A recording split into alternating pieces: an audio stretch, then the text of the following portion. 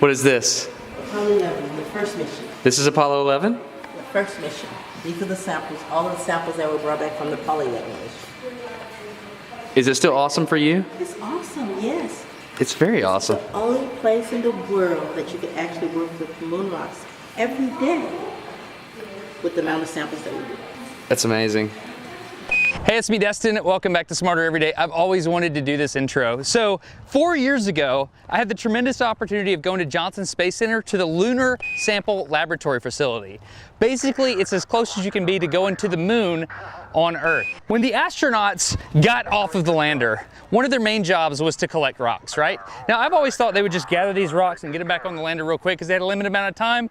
Oh no. They had to approach a specific rock, a specific way, and capture it in such a way that we could study it decades later. Today on Smarter Everyday, we're gonna go to the facility on the Earth where they keep the moon rocks, where they process them, where they cut them up and give some pieces to museums and universities. It is an awesome facility. So we're gonna go meet one of my favorite people on the planet, Andrea. She's the director of the facility. We're gonna go see what they do with moon rocks today. Hey, it's me, Destin. Welcome back to Smarter Everyday. We're at Johnson Space Center, and we are about to go see real moon rocks. But first, we have to get the camera cleaned off. So why are you cleaning it? To get any kind of outside particles, dirt off. You're going into a clean room. Got it. So we're gonna bunny suit up? Yes, sir. And so you're putting booties on that have not been exposed to dirt or anything. So now you're in a cleaner area. Cleaner. So as we go back, yes. It gets progressively more clean? Exactly. I see. Okay. And the rooms are pressurized so that the clean air flows outward. Oh, so wow. The dirty air does not, like this door is open. Air's flowing that way. Yes. This takes a while. All right. Yes, it does. I hope I don't have to pee during this. I hope you do. So you're one of the only people in the world that get to operate with moon rocks on a daily basis? One of few. We have a special group here, and that's our task. Daily, we work with the lunar sample. No, you're giving me the NASA voice. I want the Andrea voice. I don't want the NASA voice. Down on blue. So every day you get to mess with moon rocks? Yes, every day we work. Is it pretty cool? It's a cool thing. We work with the moon rocks every day, a special group of people, and that's what we do. That's awesome. That was still the NASA voice. So how long have you been doing this? I've been doing this for 39 years, and I was just one when I started working here. Yeah, I was in 40. That's my story, and I'm still here. That's great. That's awesome. This is who I want to work with here. This is good. We're going to go into our air shower, and we stay in here for 1 minute. Okay. And it's a laminar flow. You that have no it's idea how balance much- between a less clean area and a clean You have no idea how much I like laminar flow. You don't even know. I can't even explain it to you. And you really love it. I do. So here we go. Okay, here we go. And only Wonderful. 4 can go in here at a Oh. time. So 1, 2, 3. No way. So the air. Ready? 4. That's where they are now. Is our That's minute our mark. up? Yes. Our microwave's done? So watch your step down. I'm watching it. Boom. Bam. Wow. All right. What's your schedule? How long are you here? I'm on the moon as far as I'm concerned. So I don't care how long this takes. So what are we doing We're now? in our pristine sample lab. Okay. And so there were 6 missions that went to the moon from 1969 to 1972, bringing back 842 pounds of rocks, which is 382 kilograms. Apollo 11, 12, 14, 15, 16, and 17, and those samples are curated here in this laboratory, in these nitrogen-filled cabinets, Uh-huh. a very pure type nitrogen gas. This is Apollo 17. So I'm going to pull off the gloves. This is a neoprene glove that we use, and we cannot touch the sample with these gloves if they're unbagged. But the samples that I'm going to show you are actually bagged. And later on, I'm going to let you go into a cabinet as well, but there won't be any samples in that cabinet. Gotcha. This is Apollo 17 sample. The sample number is 76315,89. So you know that this sample has been broken at least into 89 pieces. That's how they're This indexed. is how they, yes, and this is how they're packaged for storage. You only touch the moon rocks with tools that you're holding with gloves, right? If the moon rocks are open, then we only touch them with Teflon, aluminum, or stainless steel. So there will be tweezers or Teflon gloves. And this is a pair of Gloves Teflon over your gloves? gloves over the gloves. Wow. Exactly. That's So amazing. You're controlling the materials that actually touch the moon rock. So you said Teflon, Aluminum, stainless steel. So even if they see that material on the sample when they're analyzing it, they can just subtract it out because they know that that's what you're manipulating it with. Okay, makes sense. Finger, finger, finger, finger, finger. Grab, make a fist. Grab and punch. Yes. Keep going. Wiggle your hand around. Perfect. Got You it. did that. Got it, okay. One more. All right. Learning how to grab and punch lunar rocks. All right. There you go. We good? We're in. Okay, We're in. Pull that tray really over there. You see the one with the top on it? Oh my goodness. Pull it toward you. There's no way I can get Yes, to you that. can. Reach. Okay. Got it. There's no such thing as I can't. Excellent. Okay, take your lid off and set it on the floor. Me and you can hang out. Okay, there's a black pedal on the floor. Push down the black pedal and look, it's gonna go to 0. Take your foot up. Oh, you just You got it. teared it out. Now put one of those weights gently on the balance. This is a super balance, isn't it? Gently on the balance. You break it, keep on I'm not gonna break it. it. Okay, that's actually a 100-gram weight. Wow, down to the microgram. And the 100-gram Milligrams, weight excuse me. actually weighs 99.999974.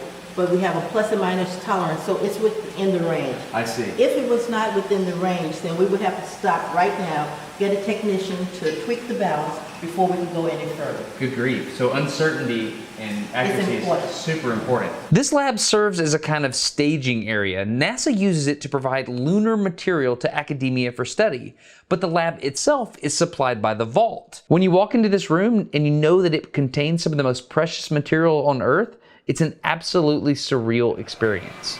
This is it? This is a pristine sample vault, and all the samples are actually still stored in nitrogen cabinets, also by mission. If you look up there, you can see the mission, just like, they're also by mission, just like that. What is this? Apollo 11, the first mission. This is Apollo 11? The first mission. These are the samples, all of the samples that were brought back from the Apollo 11 mission. Is it still awesome for you? It's awesome, yes. So all the moon rocks in the entire world, the major moon rocks, all of them are in this room. Yes, starting with Apollo 11 over in the corner. Yeah? That's Apollo 12. These are 14s, 15s, 16s, and 17s. That's crazy. So why don't we have it in multiple locations? Like why aren't half of them in a mountain in Colorado? There is another remote facility that we have just in case Johnson Space Center was destroyed. We have 15% of the samples stored in a remote location for storage. Somewhere else is all you're going to tell me. Somewhere else. Got it. That's why awesome. it's called remote. Thank you. Each one of them have a security seal on there, which means that we have inventoried every sample in those cabinets, and we know our database has every sample, every container number, every sample weight, and sample description in there for everything that's in it. Wow, that's crazy. So do you have a photographic index of all these? Yes, we do. You do? Yes. Wow. And so that's how you go through and select what you want. You know the Exactly. composition. Yes. We have a description of everything. All the rocks were described. This is an open tray because there's no seal on it. I see. Is that heavy? Yes, it is. Okay.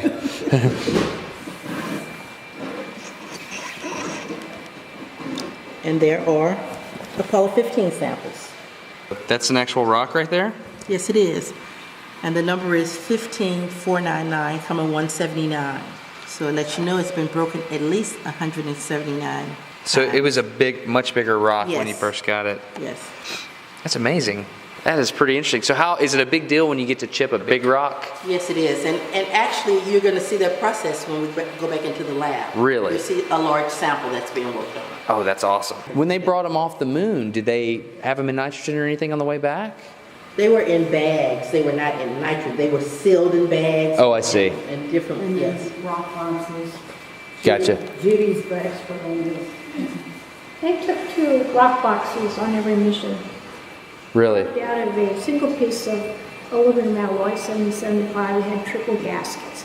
Those were to be closed on the moon in vacuum and remain a vacuum, and for Apollo 11 and 12, they were opened in the vacuum. No way. In my head, it's like they got inside the ascent module and just like threw rocks on the floor. I know that's not how it happened, but in my head, you know, it's like your pickup truck and you just go through. Some were sealed in vacuum boxes on the surface of the moon, and they weren't opened till they were opened here. I don't know why I've never thought about this, but you can't just pick up a rock on the moon, throw it in the lander, and bring it back to Earth, because by the time you get in the lander, the oxygenated environment in the lander is going to change the chemical composition of the rock as it oxidizes, right? So how do you get a rock back to Earth without Earth in the atmosphere contaminating it? The answer is a super fancy box. They could put it in there, in bags of course, and then they could seal it up and get it all the way back to Earth in a vacuum so it could still be studied today with the same chemical composition as it had on the moon. We know there's a lot of scientists from a number of countries standing by to see the lunar samples, and we thought you'd be interested in seeing that they really are here. These two boxes are the sample return containers. They are vacuum-packed containers that were closed in a vacuum on the lunar surface, sealed, and then brought inside the lab and put inside these fiberglass bags, zippered and resealed around the outside, and placed in these receptacles in the side of the command module. I found a really cool report from NASA that explained how they processed the moon rocks from Apollo 11 and 12 in a vacuum. Turns out this was an incredibly difficult ordeal to figure out. According to this report, they had to basically make a reverse spacesuit, the arms and everything. They developed special storage containers, tweezers, all kinds of things. But in the end, the report said that it made more sense to process the lunar material under atmospheric pressure using dry nitrogen. We had a vacuum glove box. It was not easy to maintain. You know, if you got any kind of leak, you got stuff from outside, inside. And if you notice, these are all positive pressure cabinets. It keeps the rocks clean.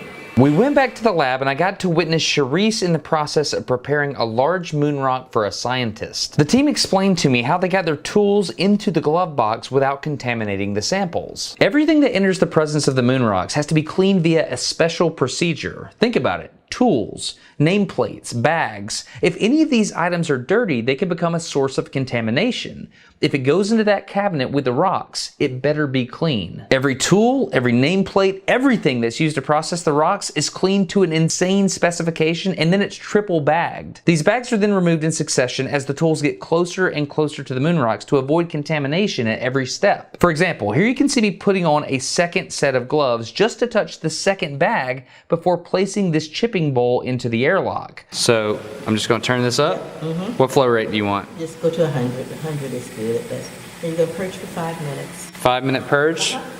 And so that's purging the airlock, which is there, which is where I put the tools. Exactly. And you're going to reach in and get the tools, or she's going to do that. She's going to do it when she comes in. She's going to turn the airlock off, Okay. the flow, and then she's going to reach in and pull in the tube. What are these I'm looking at? Data packs, which is the history of every.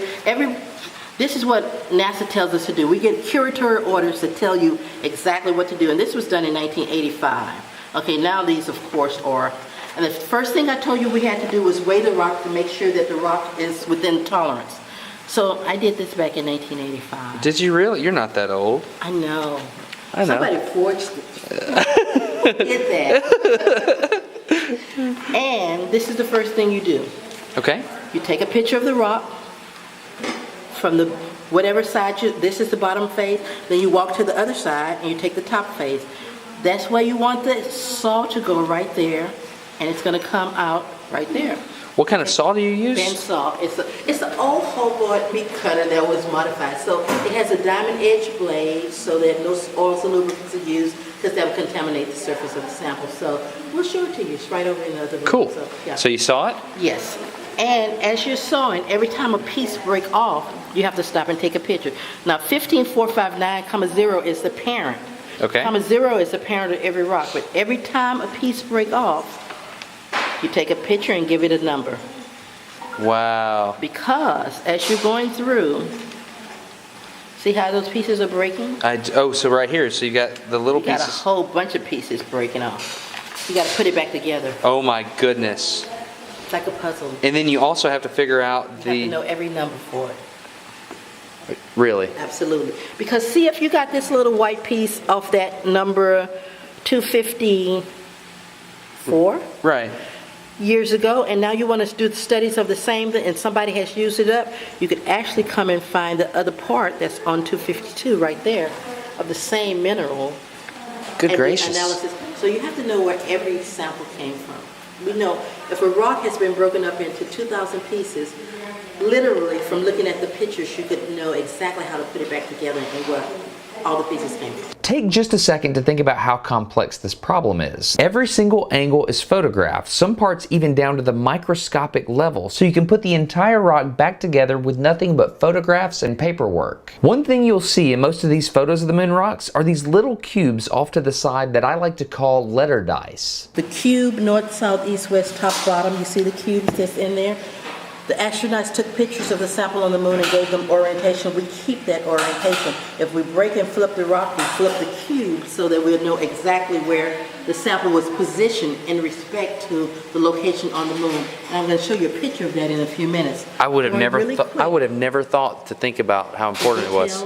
It's The very orientation. important Yeah. because you want to know if it was exposed to cosmic rays, solar wind, whatever. What was the depth? Was it sitting on the surface of the moon? Was it buried underneath something? All of that is important in the research that the PIs are doing. These are not letter dice, which if you say letter dice, people will make fun of you, won't they? They're orientation cubes. Orientation cubes? Yeah, I'm glad I know that now. Okay, what do we have? What are the letters? So, north, south, east, and west, and then top and bottom. Gotcha. Yeah. Okay. Letter dice. You've forgotten more about the moon than most people will ever know, haven't you? That I have forgotten. It's amazing. And this is the Apollo 11 soil sample. Really? And you can hold this. I can hold it? I would love to hold that. It's Apollo 11 sample. What's the number?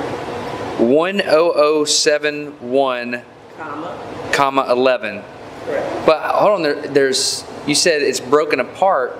Yeah, this is comma 11 off of, so there's a comma 12, there's a comma 15, there's a comma 100, but this is, once it hits this number, comma So there was a 11, sample and you just took some out and that's, those Yes, together are the sample. exactly. That's amazing. This is a return sample, so it actually have gone out to scientists. They did their studies and analysis. It could have been one piece when they got it, and now it came back broken into these pieces. But they still have to return the sample. It doesn't belong. Andrea, let me so hold they it. Still have to. It's in a bag, I don't care, I got to hold it. Thank you. I really appreciate that. Thank you for all your time, Right, any other ladies. questions? It was amazing. I appreciate that. So I'm Destin, you're getting smarter every day. Have a good one. It was awesome. A huge thank you to Johnson Space Center for actually letting me go into the facility where they store the moon rocks. I am very grateful. Thank you, Gordon. Thank you, Andrea. That's a huge deal. Also, thanks to the U.S. Space and Rocket Center for letting me film on the moon. There's two things you can do if you want to. Number one is you can subscribe to Smarter Every Day if you'd like to, if you like this kind of thing. Number two is consider going to watch one of these videos for my friends. One is Joe Hansen from It's Okay to Be Smart. He talks about what we actually learn from these rocks. And the other one is Brady Heron, my buddy. He's got a channel called Objectivity. He talks specifically about the Genesis rock, which is a really cool rock that taught us a ton of stuff. I'm Destin, you're getting smarter every day. Have a good one. I will now slow down my footage.